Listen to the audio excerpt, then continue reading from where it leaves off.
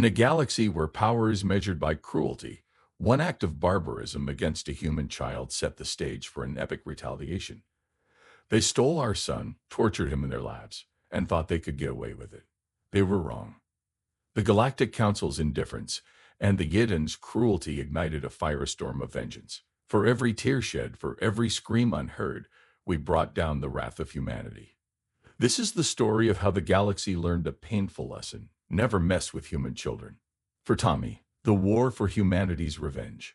The galaxy learned not to with human children the day we reduced a dozen urine worlds to molten slag. I stared at the hollow image in my hand, vision lured with tears of rage and grief. My son Tommy, frozen forever at 8 years old, smiled back at me. 10 years ago, those Yadan bastards snatched him away, stole a helpless child to twist our arm over some worthless space rocks. We gave them what they wanted, abandoned our claim, pulled back our ships. They still didn't return Tommy.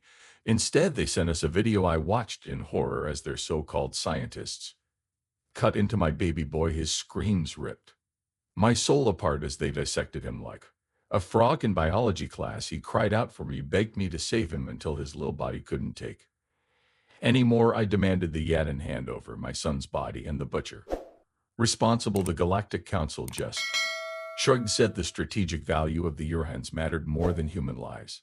They shielded child torturers because the Yadan have shiny plasma guns and fancy shields, but not for long. The Yans had sown the wind, and humanity was ready to bring the whirlwind. For every drop of my son's blood spilled, we'd take an ocean of theirs. The galaxy was about to learn the simple truth: with human children, and you with the most dangerous species in the universe. For Tommy, for every murdered human child, we were going to burn the Yadan and their enablers to ash. Humanity was rising, a united force of rage and vengeance, and the galaxy was about to feel our wrath. No matter how many worlds we had to glass, how many fleets we had to crush, I would have justice for my son. We all, with the Galactic Council, should have protected Tommy. Now I was going to make them pay. The UNSC retribution streaked through the void, a predator on the hunt. Its sleek black hull absorbed the starlight, rendering it all but invisible against the backdrop of space. The ship's mission: make the Yadan pay for every drop of human blood they'd spilled, for every innocent child they'd butchered in the name of their twisted science. Captain Douglas gripped the arms of his command chair, his eyes fixed on the view screen. Arcturus Prime loomed before them, a deceptively tranquil blue-green orb. But Douglas knew the truth, knew the horrors that lurked beneath that placid surface, the same horrors that had stolen his son, tortured him, killed him. He stood, the eyes of his crew upon him, men and women, united by a shared purpose, a shared thirst for vengeance. You all know our official orders, he began, his voice hard as steel.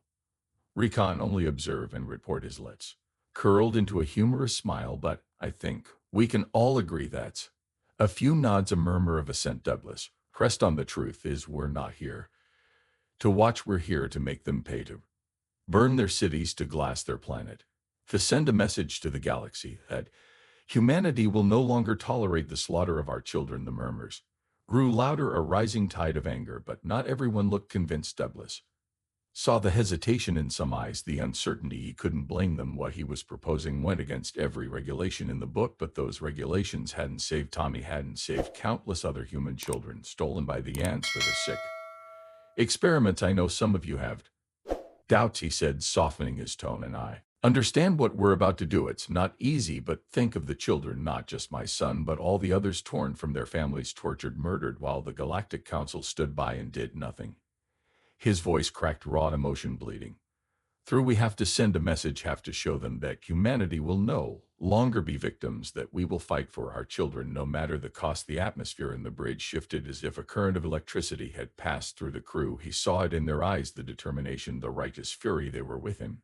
Prepare for orbital bombardment, Douglas ordered, retaking his seat, and run full scans of the planet and surrounding space. Something doesn't feel right. The bridge erupted into activity as the crew rushed to carry out his commands. Why was Arcturus Prime so undefended? Where was the Uran fleet? The questions snorted him, even as anticipation built in his gut. Soon he would have his revenge. Soon the Yans would learn the price of spilling human blood. But first he had to make sure they weren't flying into a trap, had to ensure that the UNC retribution would be the instrument of humanity's vengeance, not another casualty of Yadan and cruelty. A chill ran down Douglas's spine. As the scan results flashed across the view screen, what the hell, he muttered. Leaning forward in his chair, the readout showed a sprawling network of underground chambers, each one packed with thousands upon thousands of pulsating urine eggs. The entire planet had been transformed into a colossal breeding facility. That explains the lack of defenses. Commander Ivanova said, her face grim. They think the Council's protection makes them untouchable. Douglas nodded his mind, racing. This was an opportunity, a chance to strike a devastating blow against the Yadan. But not everyone agreed. Sir, if we destroy those eggs. Lieutenant Chen's voice was hesitant. Won't that make us no better than them? The bridge erupted into a copy of arguments. Some sided with Chen, insisting that they had to be better than the enemy. Others, their voices sharp with fury, demanded retribution at any cost. Douglas slammed his fist on the armrest, silencing the debate. Those eggs will hatch into more monsters like the ones who tortured my son, who tortured countless human children. We have a chance to stop that, to make sure no more families suffer like mine. Has he met Chen's eyes? His days unflinching. We're not doing this for revenge. We're doing it to protect our people, our children. Before anyone could respond, a proximity alert blared through the bridge. Sir, Yadan and ship emerging from the planet's shadow. Ensign Lu called out. The view screen flickered, and a chittering voice filled the air. Captain Douglas, I've been expecting you. Douglas's blood ran cold. He knew that voice, had heard it in his nightmares, mingled with Tommy's screams. Sirius, he growled. The Adaran scientist's insectoid face leered at him from the screen. You humans are so predictable, so emotional. Sirius clacked his mandibles in a grotesque approximation of a laugh. Your son provided valuable data. You know, his suffering advanced our understanding of your species' physiology. Immensely red tinged the edges of Douglas's vision. His fingernails dug into his palms, drawing blood. You monster. No, Captain, I am a scientist, and your species' weakness has been most enlightening. Sirius's compound eyes glittered with malice. You could have struck at us long ago, but you lacked the courage, the resolve, and now it is too late. Douglas surged to his feet, his rage a living, breathing thing. Shouted off the transmission. He snared. The screen went dark, but Sirius's mocking laughter still echoed in his ears. He turned to his crew, his expression carved from granite. Prepare for orbital bombardment. We end this now.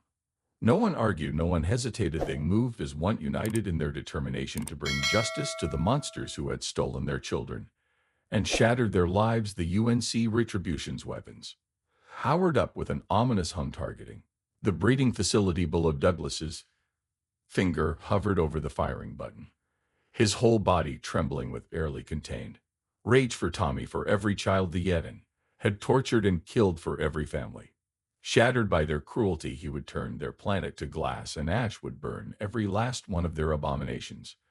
From the stars his finger descended, and the view screen erupted into searing light as the first salvo struck home. Douglas's finger descended, and the view screen erupted into searing light as the first salvo struck home. Nuclear fire consumed the Yadan and breeding facility, the planet's surface buckling and cracking under the onslaught. Billions of eggs boiled away in an instant. The Yan's twisted plans turned to ash, but there was no time to savor the victory. Sirius's ship opened fire, lancing beams of plasma slamming into the retribution shields. The bridge shook, sparks cascading from overloaded consoles. Return fire. Douglas roared. That bastard ship. The retribution's cannons thundered in response, a relentless barrage that tore through the Yadan vessel's defenses. Like tissue paper, explosions rippled across its whole atmosphere, venting from gaping wounds. Douglas turned to the Marine commander, his eyes hard. Prepare a boarding party. I want Sirius alive. The commander nodded grimly with pleasure. Sir. Minutes later, Douglas led the Marines through the smoking ruins of the Yadan and shipped the acrid stench of burned insectoid flesh thick in the air. Plasma fires zipped past their heads as the remaining crew fought with the desperate ferocity of the doomed. But the humans were relentless, driven by a righteous fury that no force could withstand. They cut through the Yadan like a plasma torch through steel, leaving a trail of shattered carapaces. In their wake at last, they reached the bridge. The doors hissed open, revealing Sirius Hunched over the controls his once pristine exoskeleton cracked and oozing. The urine scientist looked up, compound eyes glittering with hate. "You're too late, human," he chittered.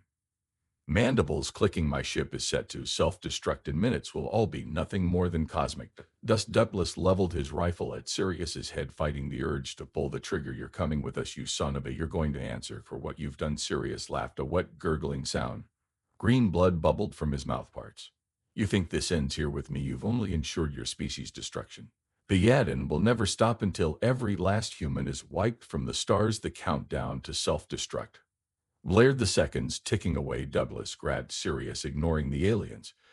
Pain's screech as he hauled him toward the Windrock ship. They barely made it out before the Yadan ship exploded, the shockwave rattling the Retribution down to its bones on the bridge. The crew watched in silence as the last remnants of the breeding facility burned away the planet's surface, a hellscape of molten rock and ash. It was a victory, but the taste was bitter because Douglas knew that Sirius was right. This was only the beginning. The Yans would come for them now with all the furry why of a species scorned, and humanity would have to be ready. The Retribution turned, setting a course for Earth, for home. But even as the stars streaked past, Douglas couldn't shake the feeling that they were heading not toward triumph, but toward a reckoning, a war that would shake the very foundations of the galaxy, and he would be there to meet it. Heading for Tommy, for humanity, no matter the cost. The Retribution strayed through hyperspace, racing back to Earth with its precious cargo. Sirius, the Yadan scientist responsible for Tommy's death and countless other atrocities, sat shackled in the brig, his compound eyes gleaming with malevolent defiance. Douglas paced the corridor outside, his mind churning with the weight of what was to come. As the ship docked at the orbital station, a swarm of reporters and unofficials descended upon them. Cameras flashed and questions flew as Douglas escorted Sirius down the ramp, the guns Kid's exoskeleton clanking against his restraints. They pushed through the throng, focused on the task at hand. The trial was swift and merciless. Broadcast across the galaxy, it laid bare the horrifying truth of the Yadan crimes. Survivors testified to the unspeakable experiments inflicted upon human children, their voices cracking with grief and rage. Douglas himself took the stand, recounting the gut-wrenching details of Tommy's final moments. Through it all, Sirius remained unrepentant. He chittered and clicked his mandibles, twisting into a grotesque approximation of a smile. "You think this matters?" he hissed, as Douglas glared at him from across the courtroom. "Even now our fleets gather. We will scour your pitiful species from the stars, and your suffering will be legendary." The Galactic Council, seated in the observer's gallery, shifted uncomfortably as the evidence mounted and public outrage grew. They realized their complicity could no longer be ignored. The counselor, a spindly gray alien, approached Douglas during a recess, its large black eyes filled with trepidation. "Admiral Douglas," it said, its voice a ray whisper, "perhaps we can come to an arrangement. The council is prepared to surrender Sirius to human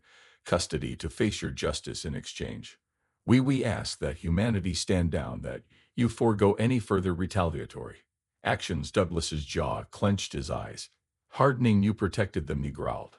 "You let them torture and murder our children, and now you want us to what? Forgive and forget?" He stepped closer, looming over the cowering counselor. "Humanity will no longer bow to your demands. We will no longer be the victims. If the Adarans come for us, we will meet them head-on, and we will make them pay for every life they've stolen. That is the only arrangement we will accept." The counselor backed away, its spindly fingers twitching. "Then you doom us all," it whispered before scuttling away. The trial concluded with Sirius sentenced to life imprisonment within the cold vacuum of space, forever denied the warmth of any star or the company of any living being, a fitting punishment for one so devoid of empathy or remorse. But even as the verdict was read, alarms began to blare. News feeds flooded with panicked reports of Yadan ships, an endless swarm pouring into human space.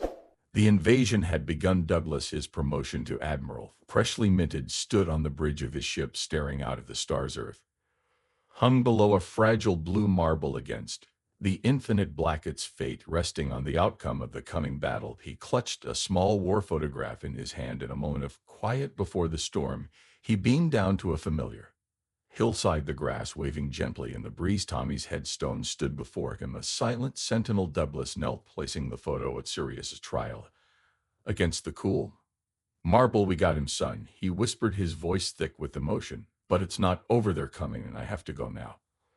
I have to fight to make sure no other little boys suffer as you did. I hope you can forgive me for not being there when you needed memos. He pressed his forehead to the stone, tears slipping down his cheeks. I miss you, Tommy, every day, and I promise I'll make them pay for what they did to you, even if it costs me everything. With a final gentle touch, Douglas stood and beamed back to his ship. He strode onto the bridge, his eyes hard and determined. The crew snapped to attention, ready to follow their admiral into the jaws of hell itself, set a course for the front lines.